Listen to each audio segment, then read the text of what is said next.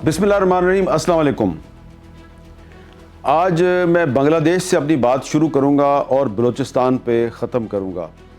आप सोच रहे होंगे ये बांग्लादेश का और बलूचिस्तान का आपस में क्या ताल्लुक़ है, तो जब आप पूरी बात सुनेंगे तो आपको इस ताल्लुक़ की समझ भी आ जाएगी।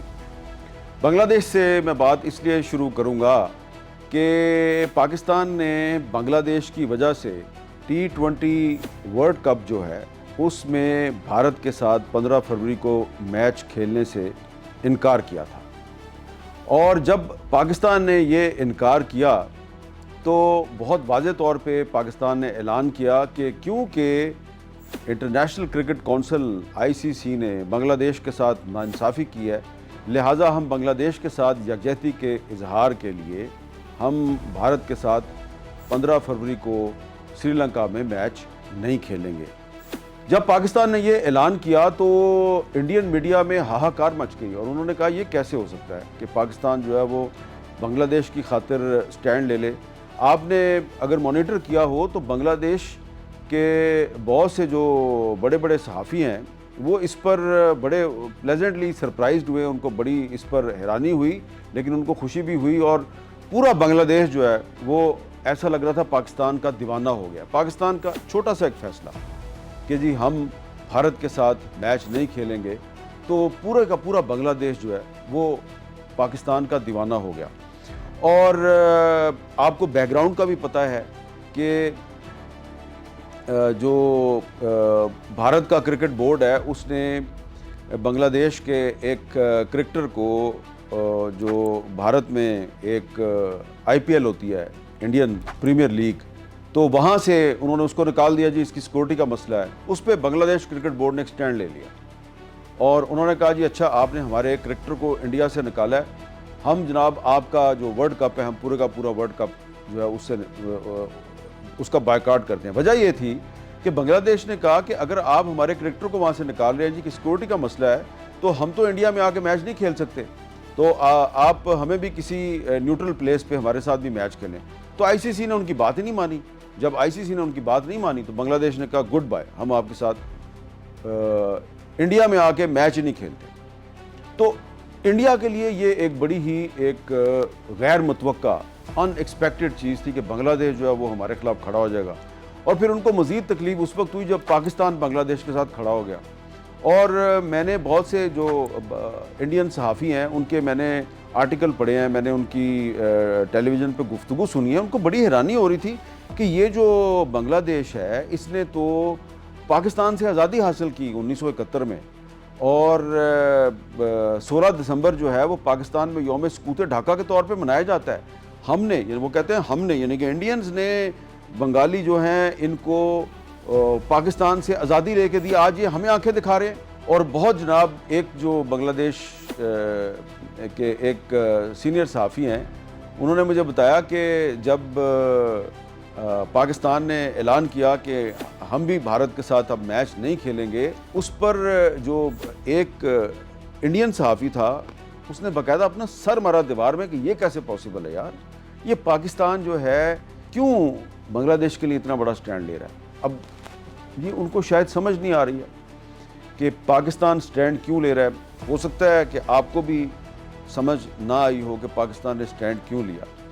पाकिस्तान ने ये स्टैंड लिया इसलिए कि 1971 का जो वाक़या था वो कोई माने या ना माने, वो आज भी एक ऐसा ज़ख़म है जो मुंदमिल नहीं हुआ।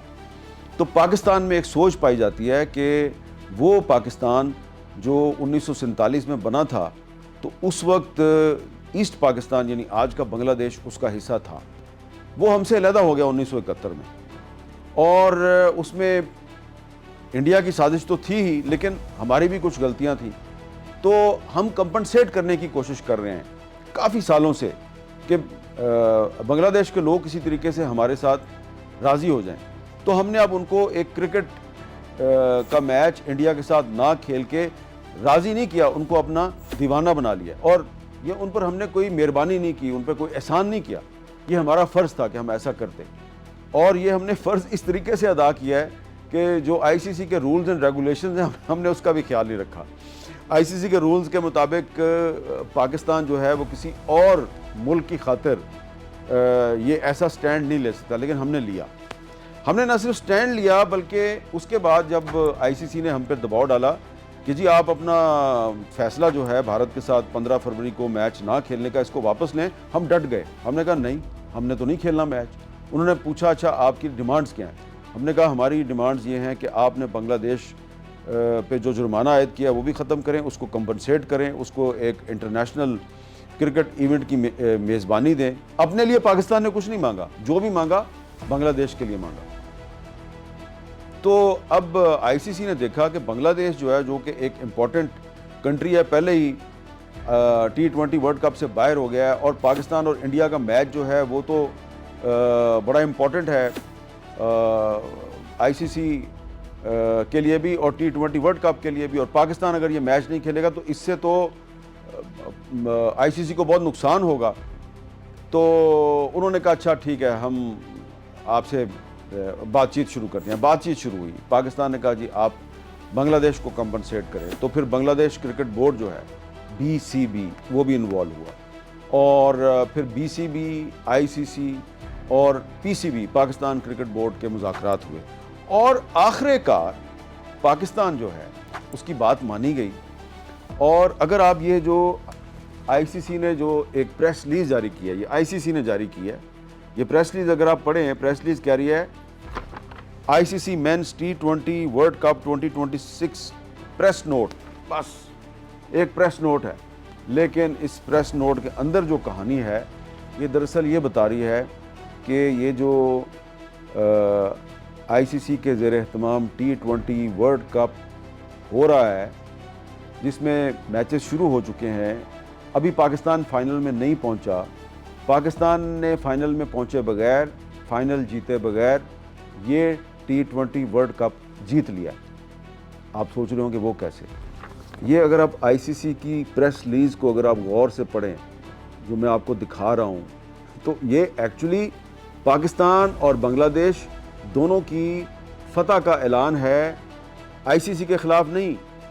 انڈیا کا جو کرکٹ بورڈ ہے اور انڈیا کی جو حکومت ہے اس کی رونق اور اس کے تکبر کو خاک میں ملا دیا ہے آئی سی سی کی اس پریس ریلیز نے. یاد رہے کہ آئی سی سی کا جو سربراہ ہے وہ بھی ایک بھارتی ہے، وہ بھی ایک انڈین ہے. تو یہ جو آئی سی سی کی پریس ریلیز ہے انگریزی میں.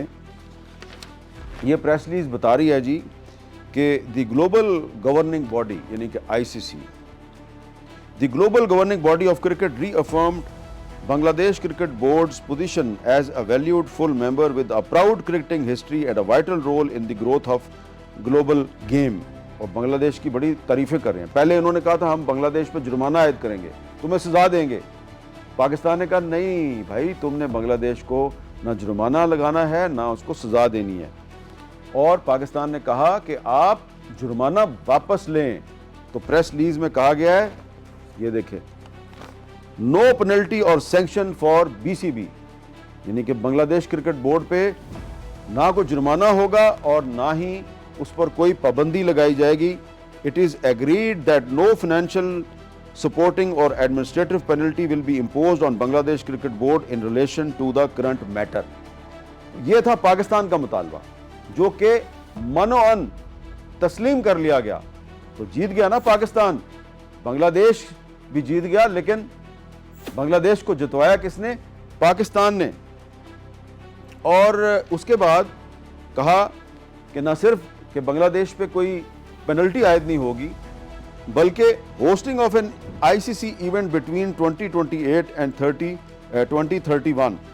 بنگلہ دیش کرکٹ بورڈ جو ہے وہ 2028 اور 2031 کے درمیان آئی سی سی کا جو انٹرنیشنل ایونٹ ہے اس کو ہوسٹ بھی کرے گا. ظاہر بات ہے اس کا بہت فائدہ ہوگا بنگلہ دیش کو.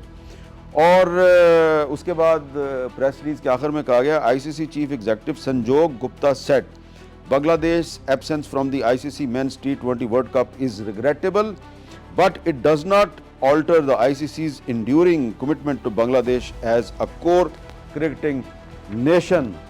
تو جناب وہ آئی سی سی جو کہ پہلے دھمکیاں لگا رہی تھی بنگلہ دیش کو، پاکستان نے جب کہا کہ ہم انڈیا کے ساتھ میچ نہیں کھیلتے، تو وہ آئی سی سی جو ہے وہ گھٹنوں کے بل زمین پر گری اور بیچ میں بہت سے اور لوگ بھی ڈالے. UAE کے لوگوں کو بھی ڈالا، سری لنکا کے لوگوں کو بھی ڈالا، اور پھر بنگلہ دیش بورڈ سے کہا کہ بھائی ہم آپ کے سارے شکوے شکایت دور کریں گے، آپ جا کے پاکستان کو منائیں۔ تو پھر بنگلہ دیش کرکٹ بورڈ کے سربراہ پاکستان آئے، انہوں نے کہا جی آپ کا بہت شکریہ، آپ نے ہمارے لیے سٹینڈ لیا، ہمیں بہت کچھ مل سکتا ہے اگر آپ 15 فروری کو انڈیا کے ساتھ میچ کھیلیں۔ تو پاکستان نے کہا ٹھیک ہے جی، اگر ہماری باتیں مانی جاتی ہیں تو پھر ضروری ہے کہ ICC ایک پریس ریلیز جاری کرے اور اس میں اعلان کرے کہ ہم نے جو بنگلہ دیش کے لیے مانگا ہے وہ آپ دے رہے ہیں۔ تو ICC نے جب جیسے ہی یہ پریس سٹیٹمنٹ جاری کی تو پاکستان نے اعلان کر دیا کہ ٹھیک ہے جی، ہم 15 فروری کا میچ کھیلیں گے۔ اب یہ میں نے آپ کو جو پورا پس منظر بتایا ہے صرف اس لیے بتایا ہے کہ پاکستان جو ہے وہ 1971 میں پاکستان اور بنگلہ دیش ایک دوسرے سے جدا ہو گئے تھے، اور بہت ہی ایک انفارچونیٹ انسیڈنٹ تھا، ہزاروں لاکھوں لوگ جو ہیں وہ اس کا نشانہ بنے۔ جو بھی ہوا، انڈیا اور پاکستان کی جنگ بھی ہوئی، اور اس وقت جو عوامی لیگ تھی اس نے پاکستان سے علیحدگی کا اعلان کر دیا۔ ساری سٹوری آپ کو پتہ ہے کہ شیخ مجیب الرحمان تھے، ان کو میجورٹی ملی تھی 1970 کے الیکشن میں، جنرل یحییٰ خان نے اقتدار ان کو ہینڈ اوور نہیں کیا، اور پھر انڈیا جو ہے اس نے سازش شروع کر دی، اور پھر شیخ مجیب الرحمان کو گرفتار کر لیا گیا، ان کو ویسٹ پاکستان لائے، کبھی میاں والی جیل، کبھی کہیں۔ تو جب پاکستان ٹوٹا تو شیخ مجیب الرحمان ڈھاکہ میں نہیں تھے، وہ پاکستان کی قید میں تھے۔ وہاں پہ کون تھا؟ وہاں پہ تھے میجر ضیاء الرحمان، جو بعد میں جنرل ضیاء الرحمان بنے، جو کہ خالدہ ضیاء کے ہسبینڈ تھے۔ اور میجر ضیاء الرحمان صاحب جو ہیں، انہوں نے تو 23 مارچ 1971 کو ہی چٹاگانگ ریڈیو پہ قبضہ کر کے تو بنگلہ دیش کی آزادی کا اعلان کر دیا تھا۔ بعد میں پھر یہ بغاوت کر کے، پھر یہ اقتدار پہ قبضہ کر کے، پھر یہ بنگلہ دیش کے صدر بن گئے، پھر یہ پاکستان کے بڑے دوست بن گئے۔ تو شیخ مجیب الرحمان سے پہلے جس شخص نے پاکستان کے خلاف بغاوت کا اعلان کیا تھا وہ جنرل ضیاء الرحمان تھے، اور شیخ مجیب الرحمان کے قتل کے بعد وہ جب صدر بنے تو وہ پاکستان کے دوست بن گئے۔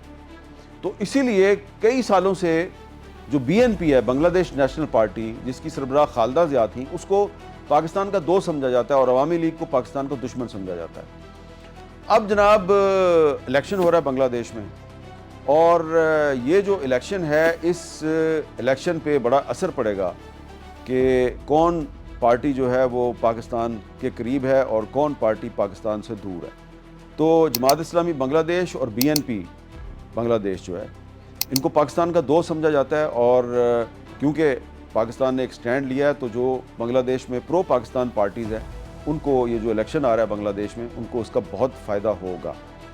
اور مجھے خود بھی بڑی خوشی ہے کہ جو 1971 میں فال آف ڈھاکہ ہوا تھا، جو ایک انفارچونیٹ انسیڈنٹ ہوا تھا، اس میں انٹرنیشنل کانسپریسیز بھی تھیں، بھارت کی سازشیں بھی تھیں، پاکستان کی غلطیاں بھی تھیں، جنرل یحییٰ خان جو ہے اس کی ہٹ درمی بھی تھی، بہت سے معاملات تھے، بہت سی غلطیاں تھیں، لیکن آخر کار 2026 میں ہم نے ایک ایسا کام کیا ہے کہ کرکٹ کے ایک میچ کا بائیکاٹ کر کے ہم نے بنگالیوں کو خوش کر دیا۔ ابھی ہمارے بہت سے سیاسی معاملات جو ہیں وہ طے ہونے ہیں بنگلہ دیش کے ساتھ، لیکن اب پاکستان اور بنگلہ دیش ایک دوسرے کے بہت قریب آ گئے۔ لیکن آپ دیکھیں کہ ہمیں 55 سال لگے ہیں دوبارہ پاکستان اور بنگلہ دیش کو ایک دوسرے کا دوست بننے پہ۔ ابھی ہم صرف 2 دوست ملک ہیں، بنگلہ دیش ایک علیحدہ انڈیپینڈنٹ سوورن کنٹری ہے، پاکستان ایک علیحدہ انڈیپینڈنٹ سوورن کنٹری ہے۔ اگر آپ بنگلہ دیش میں جا کے کہیں گے نا کہ دوبارہ پاکستان اور بنگلہ دیش اکٹھے ہو جائیں، کوئی آپ کی اس بات کو بائی نہیں کرے گا، کوئی اس کو اپریشیٹ نہیں کرے گا۔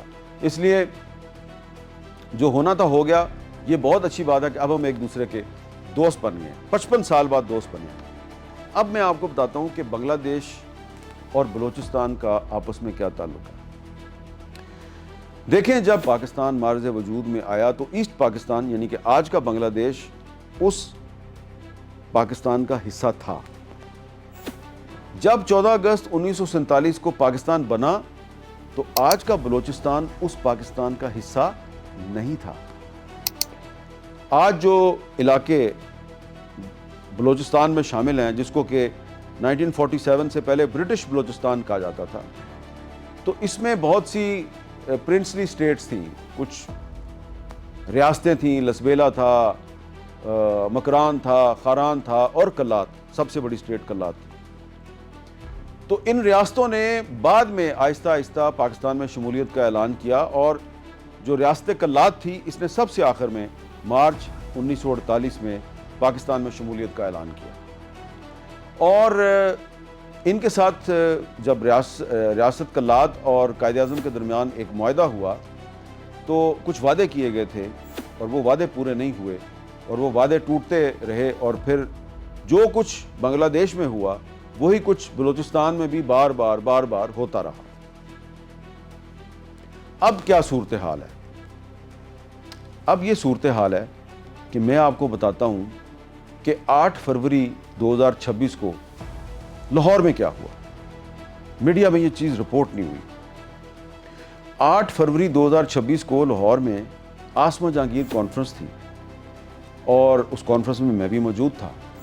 تو آسما جہانگیر کانفرنس میں ایک سیشن تھا بلوچستان پر، اور اس سیشن میں بلوچستان کے 2 سابق وزرائے اعلیٰ تھے، ڈاکٹر عبد المالک بلوچ اور اختر مینگل، اور ان کے ساتھ ایک مسلم لیگ نون کے سینئر رہنما اور وزیر اعظم شہباز شریف صاحب کے مشیر برائے سیاسی امور سینیٹر رانا ثناء اللہ صاحب موجود تھے، اور ہمارے دوست مجاہد بریلوی صاحب ہوسٹ کر رہے تھے اس سیشن کو۔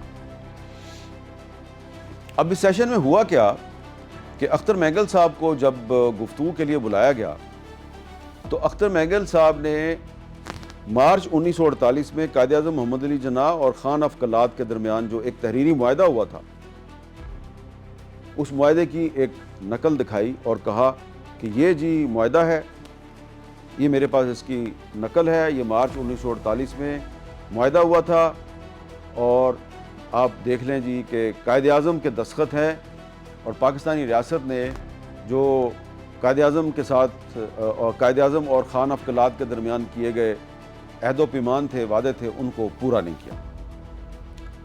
اور اس کے بعد انہوں نے اپنا ایک موقف پیش کیا۔ آپ ان کے ساتھ اختلاف بھی کر سکتے ہیں، اتفاق بھی کر سکتے ہیں، لیکن پھر انہوں نے ایک ایسی بات کی کہ میرے سمیت بہت سے لوگ حیران رہ گئے۔ انہوں نے کہا جی کہ ہم نے 1948 کے بعد پوری کوشش کی آپ کے ساتھ چلنے کی، لیکن ہمارے مسائل جو ہیں وہ حل نہیں ہوئے، ہمیں کسی کو بھی حکومت پوری نہیں کرنے دی، نہ میرے والد کو حکومت کی مدت پوری کرنے دی گئی، نہ مجھے حکومت کی مدت پوری کرنے دی گئی، کیونکہ یہ کہا جاتا ہے نا کہ بلوچستان میں سردار اور وڈیرے جو ہیں یہ بھی تو اقتدار میں آئے، انہوں نے کیا کیا؟ تو انہوں نے بتایا جی کہ طاولہ مینگل صاحب کی بھی 1 سال بمشکل 1 سال حکومت چلی، اور میری بھی جو ہے حکومت جو ہے وہ 1.5-2 سال چلی، اور پھر مجھے بھی ہٹا دیا گیا۔ اور پھر اکبر بگٹی صاحب جو 1947 میں قائد اعظم کے ساتھ تھے، ان کو 2006 میں قتل کر دیا گیا۔ تو یہ سلسلہ آج بھی چل رہا ہے۔ اور انہوں نے کہا کہ جو 1971 میں ہوا تھا، کیا ہوا تھا؟ انہوں نے کہا جی 1971 میں ایک نعرہ لگایا گیا تھا، ادھر تم ادھر ہم۔ تو میں آج وہی نعرہ لگا رہا ہوں۔ سردار اختر مینگل نے فلیٹیز ہوٹل لاہور میں کھڑے ہو کر، ان کے سامنے سینکڑوں لوگ تھے، لاہور کی پولیٹیکل ایلیٹ بیٹھی ہوئی تھی، انہوں نے ادھر تم ادھر ہم کا نعرہ لگا دیا۔ انہوں نے کہا جی میں یہ نعرہ اس لیے لگا رہا ہوں کہ ہمارے درمیان بہت خون ریزی ہو چکی ہے، ہم نے ایک دوسرے کا بہت خون بہایا ہے۔ آپ کہتے ہیں کہ ہم دہشت گرد ہیں، ہم جو ہے وہ انڈیا کے ساتھ مل کر آپ پر حملے کر رہے ہیں، اور آپ کا یہ موقف ہے، اور ہمارا موقف یہ ہے کہ آپ ہمارے ساتھ ناانصافی کر رہے ہیں اور آپ ہمارے بندے لاپتہ کرتے ہیں۔ تو دونوں کے شکوے شکایتیں ہیں، آپ دونوں پوائنٹ آف نو ریٹرن سے بہت آگے جا چکے ہیں۔ تو بہتر یہ ہے کہ مزید خون ریزی روکنے کے لیے ادھر تم ادھر ہم، یعنی کہ دوسرے الفاظ میں انہوں نے بھی پاکستان سے علیحدگی کا نعرہ لگا دیا۔ اب ادھر تم ادھر ہم کا نعرہ کس نے لگایا تھا؟ یہ بڑی اہم بات ہے، یہ آج کی نوجوان نسل کو پتہ ہونا چاہیے۔ ادھر تم ادھر ہم کا نعرہ شیخ مجیب الرحمان نے نہیں لگایا تھا، بنگالیوں نے نہیں لگایا تھا۔ ادھر تم ادھر ہم کا نعرہ جو ہے یہ ذوالفقار علی بھٹو صاحب سے منسوب ہے، اور بھٹو صاحب نے بھی یہ نعرہ لاہور میں اس طرح نہیں لگایا تھا کہ تم علیحدہ ملک بناؤ اور ہم ایک علیحدہ ملک بنائیں گے. یہ ایک اخبار ہوتا تھا آزاد، اس کی ہیڈ لائن تھی، اور بھٹو صاحب نے کہا تھا کہ تمہیں ادھر اکثریت ملی ہے، ہمیں ادھر اکثریت ملی ہے، ادھر تمہاری اکثریت، ادھر میری اکثریت، ادھر تم ادھر ہم. یہ انہوں نے نہیں کہا تھا کہ ادھر تم ایک علیحدہ ملک بناؤ، ادھر ہم ایک علیحدہ ملک بنائیں. لیکن یہ ایک دوسری بحث ہے. بعد میں جو روزنامہ آزاد تھا اس نے اس کی ایک وضاحت بھی اگلے دن چھاپ دی کہ ہمارا مقصد یہ نہیں. عباس اطہر صاحب جنہوں نے یہ ہیڈ لائن بنائی تھی، وہ خود بھی اپنی اس ہیڈ لائن پر بعد میں ندامت کا اظہار کرتے تھے کہ میرے سے غلط ہیڈ لائن بن گئی. تو ادھر تم ادھر ہم جو ہے یہ ایک سیاسی حقیقت نہیں ہے، یہ ایک اخبار کے ایڈیٹر کے ذہن کی ایک تخلیق تھی جو انہوں نے ہیڈ لائن کو ایک نعرہ بنایا. تو اختر مینگل صاحب جو ہیں انہوں نے اسی نعرے کو دہرایا، ادھر تم ادھر ہم. لیکن وہ واقعی یہی کہہ رہے تھے کہ ہم اب آپ کے ساتھ نہیں رہنا چاہتے کیونکہ آپ ہمیں دہشت گرد کہتے ہیں. مجھے تو یہی سمجھ آئی. اب مجھے حیرانی یہ ہوئی کہ جب انہوں نے یہ بات کی ادھر تم ادھر ہم، تو حال میں تالیاں بج رہی تھیں، اور تالیاں مارنے والے پنجابی تھے، زیادہ تر لوگ پنجاب کے لوگ تھے، تالیاں مار رہے تھے کہ واہ واہ اختر مینگل صاحب کیا بات کی آپ نے. اور پھر اس کے بعد ڈاکٹر مالک صاحب جو ہیں انہوں نے اس نعرے کی تائید نہیں کی. ڈاکٹر مالک صاحب نے یہ کہا کہ جو فروری 2024 میں جو الیکشن تھا وہ الیکشن نہیں، وہ آکشن تھی. انہوں نے بھی محرومیوں کا ذکر کیا، انہوں نے بھی ناانصافیوں کا ذکر کیا، لیکن انہوں نے ادھر تم ادھر ہم کی تائید نہیں کی. پھر رانا ثناء اللہ صاحب آئے، انہوں نے تقریر کی، کافی لمبی تقریر کی انہوں نے. اور رانا ثناء اللہ صاحب جو ہیں انہوں نے اختر مینگل صاحب سے اختلاف کیا، اور انہوں نے کہا جی ہم ریاست کی ریٹ برقرار رکھیں گے، پاکستان کو مضبوط رکھنے کے لیے جو ہم سے ہو سکا ہم کریں گے، اور ہم آئین اور قانون کی بالادستی قائم کریں گے. اور اس میں انہوں نے کہا کہ ٹھیک ہے، پھر کولیٹرل ڈیمیج بھی ہوتا ہے، پھر لوگ لاپتہ بھی ہوتے رہیں گے. جب انہوں نے یہ بات کی تو حال میں سے بہت سے لوگ، زیادہ تر خواتین، اور ان میں جن لوگوں نے واک آؤٹ کیا اس میں بھی پنجاب کے لوگ بھی تھے، سندھ کے لوگ بھی تھے، اور بلوچستان کے لوگ بھی تھے، اور خیبر پختونخوا کے لوگ بھی واک آؤٹ کر گئے. آدھے سے زیادہ حال خالی ہو گئے. اب آپ مجھے بتائیں کہ لاہور کو پاکستان کا دل کہا جاتا ہے. پاکستان کے دل میں اختر مینگل نے کھڑے ہو کر ادھر تم ادھر ہم کا نعرہ لگایا، تالیاں بجیں، اور جب اس کا جواب دینے کے لیے حکومت کے نمائندے رانا ثناء اللہ صاحب نے جواب دینا شروع کیا تو ہال سے واک آؤٹ ہو گیا. یہ سارا جو واقعہ ہے یہ میڈیا میں رپورٹ نہیں ہوا، کیونکہ میڈیا پہ یہ رپورٹ نہیں ہو سکتا. آپ کو پتہ ہے آج کل میڈیا اتنا آزاد نہیں ہے.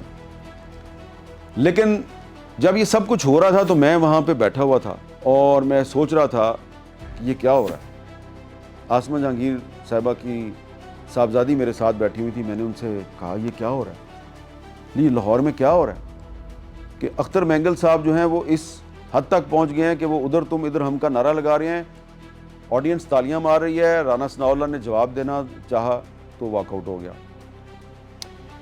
تو یہ ہے تعلق بنگلہ دیش اور بلوچستان کا. بھلے بلوچستان میں آج بھی ریاست کی رٹ قائم ہے، اور یقیناً ایسے بہت سے لوگ ہوں گے جو کہیں گے کہ یہ اختر مینگل صاحب جو ہیں یہ ان کی ذاتی رائے ہے. اختر مینگل صاحب تمام بلوچستان کی یا تمام بلوچوں کی نمائندگی نہیں کرتے، کیونکہ اس وقت جو بلوچستان کے وزیر اعلیٰ ہیں، ان کی کیبنٹ ہے، اس میں زیادہ تر بلوچ ہیں. تو وہ سارے تو اختر مینگل صاحب کے ساتھ اتفاق نہیں کرتے. وہ تو یہی کہتے ہیں جی کہ بلوچ عوام کی اکثریت جو ہے وہ پاکستان کے ساتھ کھڑی ہے. لیکن آپ یہ دیکھیں کہ ایک فارمر چیف منسٹر کا بیٹا جو خود بھی ایک فارمر چیف منسٹر ہے، وہ لاہور میں کھڑے ہو کے ادھر تم ادھر ہم کی بات کرتا ہے.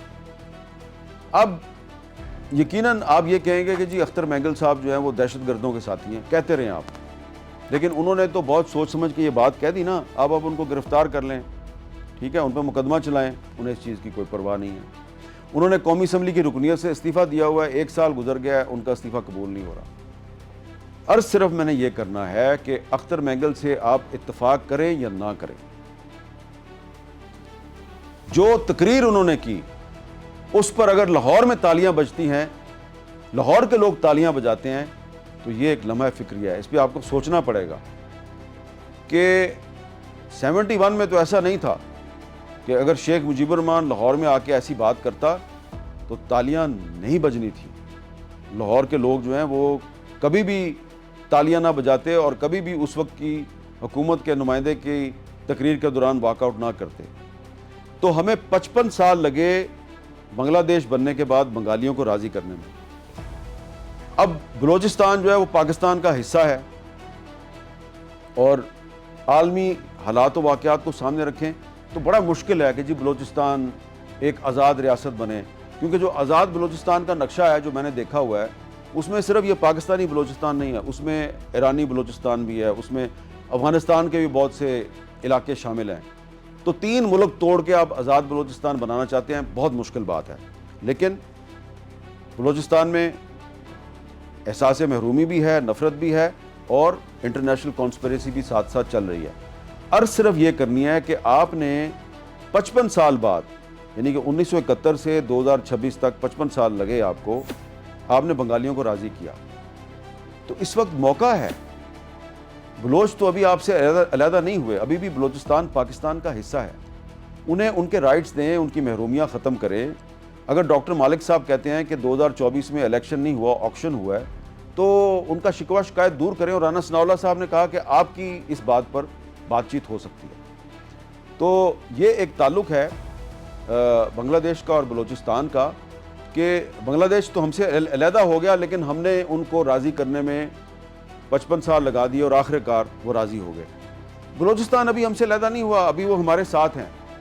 تو وہاں پر جو لوگ ہم سے ناراض ہیں پاکستان سے، ان کو راضی کرنے کی کوشش کریں. میں یہ نہیں کہہ رہا کہ دہشت گردوں کے ساتھ بات چیت شروع کر دیں، نہ دہشت گرد آپ کے ساتھ بات چیت کرنا چاہتے ہیں، نہ ہی آپ ان کے ساتھ بات چیت کی کوشش کریں گے تو بات چیت کامیاب ہوگی. لیکن جو پولیٹیکل لوگ ہیں، اختر مینگل اور ڈاکٹر مالک صاحب جیسے لوگ جو چل کے آئے اتنی دور لاہور اور آ کے بات چیت کی، رانا ثناءاللہ کے ساتھ بیٹھے، بھلے ادھر تم ادھر ہم کا نعرہ لگا دیا لیکن انہوں نے بات تو کی نا آپ کے سامنے. تو اگر انہوں نے بات کی اور جب واک آؤٹ ہوا رانا ثناءاللہ کی تقریر کے دوران، تو جو اختر مینگل صاحب کی پارٹی کے لوگ ہیں وہ بہت سے لوگ میں نے دیکھا وہ بیٹھے ہوئے تھے، انہوں نے واک آؤٹ نہیں کیا. تو بات چیت کے ذریعے ابھی راستہ کوئی نہ کوئی نکل سکتا ہے. اور میں بار بار رپیٹ کر رہا ہوں کیونکہ سرفراز بگٹی صاحب جو ہے نا وہ پھر ہماری باتیں جو ہے نا ان کا کوئی اور مطلب نکال لیتے ہیں. ہم ملیٹنٹس کے ساتھ بات چیت کی بات نہیں کر رہے، ہم ان لوگوں کے ساتھ بات چیت کی بات کر رہے ہیں جو پاکستان کے آئین اور قانون کو ماضی قریب تک مانتے تھے اور ابھی بھی ان میں کچھ لوگ ہیں ڈاکٹر مالک صاحب جیسے جو مانتے ہیں. ان کے ساتھ جو بات چیت ہو سکتی ہے نا، تو جو بنگلہ دیش کو راضی کرنے میں ہم نے 55 سال لگا دیے، تو وہ جو غلطیاں تھیں جن کی وجہ سے بنگلہ دیش بنا، ان سے ہمیں سبق سیکھنا چاہیے اور کوئی ایسی حکمت عملی اختیار کرنی چاہیے کہ بلوچستان میں بنگلہ دیش جیسے حالات نہ بنے. Thank you.